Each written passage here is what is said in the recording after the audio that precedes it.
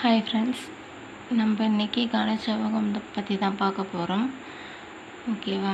இதுவும் 9th book question தான். வாங்க கொஸ்டின்குள்ளே போகலாம்.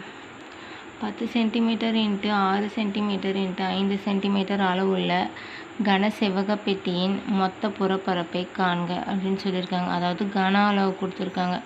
கன அளவுனா என்ன? ஃபஸ்ட்டு எல் வரும், அப்புறம் பி வரும், அதுக்கப்புறம் ஹெச் வரும். ஸோ நம்ம இந்த இடத்துல மெஷர்மெண்ட்டை நம்மள தான் எடுக்கணும். ஓகேங்களா? சரி, வாங்க கொஸ்டின்குள்ளே போகலாம்.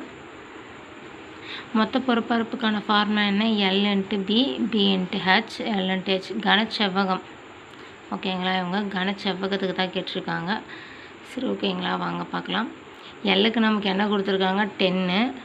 இந்த இடத்துல பாருங்கள், எல்லுக்கு நம்ம என்ன கொடுத்துருக்காங்க? 10 கொடுத்துருக்காங்க. ப்ளஸ் பிக்கு என்ன கொடுத்துருக்காங்க? 6. பிக்கு மறுபடியும் என்ன கொடுத்துருக்காங்க? 6. அப்புறம் ஹெச்சுக்கு என்ன கொடுத்துருக்காங்க? 5. அப்புறம் எல்லுக்கு என்ன இருக்குது? 10 இன்ட்டு ஹெச்சுக்கு என்ன கொடுத்துருக்காங்க? 5. ஸோ நம்ம இங்கே மெஷர்மெண்ட்டெல்லாம் எழுதிட்டோமா? இப்போ நம்ம அதை பெருக்கி ப்ளஸ் பண்ணி ஆட் பண்ணால் ஓகே. 5 60, ஆரஞ்சு 30, 5 50. இது மூணுத்தையும் நம்ம ப்ளஸ் பண்ணோன்னா 140 நமக்கு கிடைக்கிது.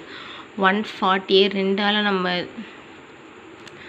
பெருக்கும்போது நமக்கு 280 சென்டிமீட்டர் ஸ்கொயர் கிடைக்குது. அதாவது மொத்த புறப்பரப்பு. அப்போ நமக்கு இந்த கன அளவோட மொத்த புறப்பரப்பு நமக்கு 280 சென்டிமீட்டர் ஸ்கொயர் நமக்கு கிடச்சி. ஓகேங்களா ஃப்ரெண்ட்ஸ்?